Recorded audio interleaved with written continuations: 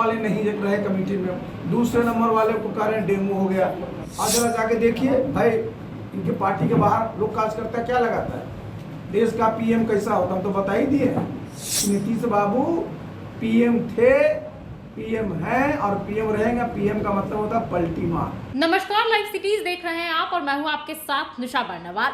आज दिल्ली में विपक्षी गठबंधन इंडिया की कोऑर्डिनेशन कमेटी की बैठक हो रही है, जिसमें जेडीयू के राष्ट्रीय अध्यक्ष लल्लन सिंह शामिल नहीं हो रहे हैं।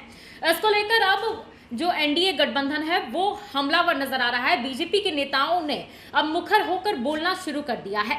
इस पूरे मामले को लेकर मुंगेर पहुंचे आरसीपी सिंह ने बड़ा हमला बोला है और कहा है कि जो एक नंबर के नेता थे नीतीश कुमार, वो 3 बैठकों के बाद इतने ढीले पड़ गए हैं कि अब उन्हें कोई अहमियत ही नहीं दी जा रही है। और इतना ही नहीं, उन्होंने लल्लन सिंह पर भी हमला बोलते हुए कहा कि जो दूसरे नंबर के नेता थे उन्हें तो डेंगू ही हो गया है। अब सोचिए जरा कि अभी तो सीटों का बंटवारा भी नहीं हुआ है, ऐसे में इनका ये हाल हो चुका है तो आगे क्या ही होने वाला है। चलिए आपको सुनाते हैं कि आरसीपी सिंह ने किस तरह से बड़ा हमला बोला है। जो इसके सबसे बड़े जो प्रबल समझिए कि वो ऑर्गेनाइजर थे, वही अब 3 मीटिंग के बाद बिल्कुल ढीले पड़ गए। एक नंबर वाले नहीं रहे कमेटी में, दूसरे नंबर वाले को कह रहे हैं डेमो हो गया। अब बताइए, जब स्थिति आज ही ऐसी हो गई तभी तो सीट का भी तय नहीं हुआ, अभी प्रधानमंत्री का नाम भी नहीं आया। आज जरा जाके देखिए भाई, इनके पार्टी के बाहर लोग कार्यकर्ता क्या लगाता है, देश का पीएम कैसा होता, हम तो बता ही दिए हैं कि नीतीश बाबू पीएम थे, पीएम हैं और पीएम रहेंगे। पीएम का मतलब होता है पलटी मार। 2024 का चुनाव है। भारतीय जनता पार्टी तो आप जानते हैं रोज संगठन का काम चलते रहता है।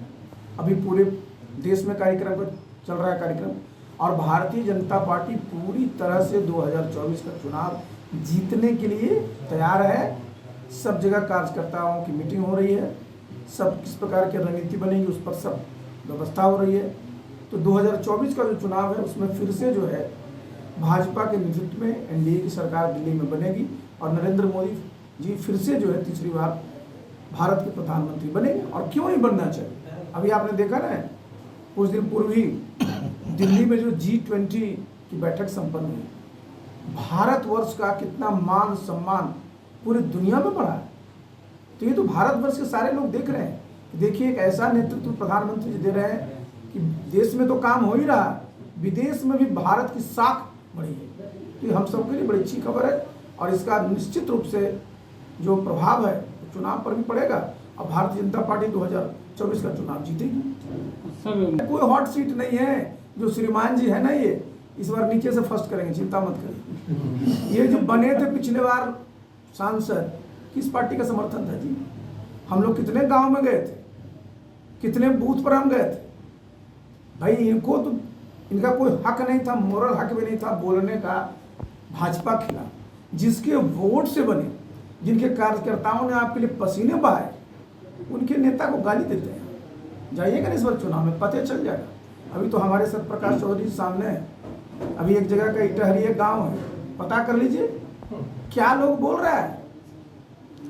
देखिए, ये सिर्फ लंबी लंबी बात करने से नहीं होता। एक बात तो स्पष्ट हो गया ना जी कि नीतीश बाबू ने बिहार की जनता के साथ बहुत बड़ा जनादेश का विश्वासघात किया और उसमें सबसे बड़ी जो साझेदारी रही और सबसे बड़ा जो रोल रहा वो श्रीमान जी जो यहाँ के आपके माननीय सांसद है उन्हीं का है।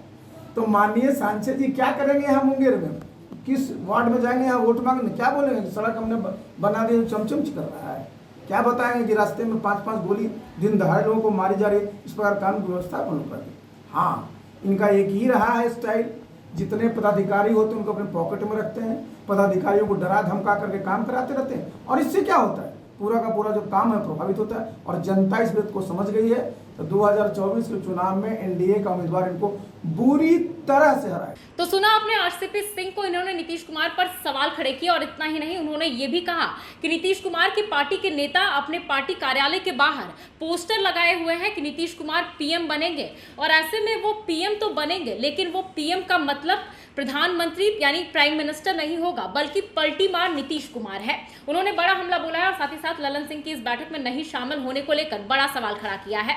और बड़ा सवाल खड़ा भी हो रहा है क्योंकि देखा जाए तो राजनीतिक गलियारों में ये चर्चा जोर शोर से हो रही है कि जेडीयू से कोई भी इस बड़ी मीटिंग में शामिल नहीं हो रहा है। इतना ही नहीं, नीतीश कुमार को वो अहमियत भी नहीं दी जा रही है जिस तरह से नीतीश कुमार लगातार विपक्षी गठबंधन को बनाने में लगे हुए थे, जिस तरह से नीतीश कुमार लगातार अलग अलग राज्यों का भ्रमण कर रहे थे और जिसका नतीजा हुआ कि इंडिया गठबंधन बनकर तैयार हुआ। लेकिन नीतीश कुमार को जिस तरह से दरकिनार कर दिया गया है वो कहीं से जायज नहीं बताया जा रहा है। तो फिलहाल के लिए देखना होगा आगे इस पूरे मसले को लेकर कितनी बिहार में सियासत गरमाती है। बहरहाल इस खबर में इतना ही। बाकी की तमाम खबरों के लिए आप बने रहें लाइव सिटीज के साथ। अगर आप इस वीडियो को हमारे फेसबुक पर देख रहे हैं तो हमारे पेज को लाइक कर ले, यूट्यूब पर देख रहे हैं तो हमारे चैनल को सब्सक्राइब कर ले। धन्यवाद।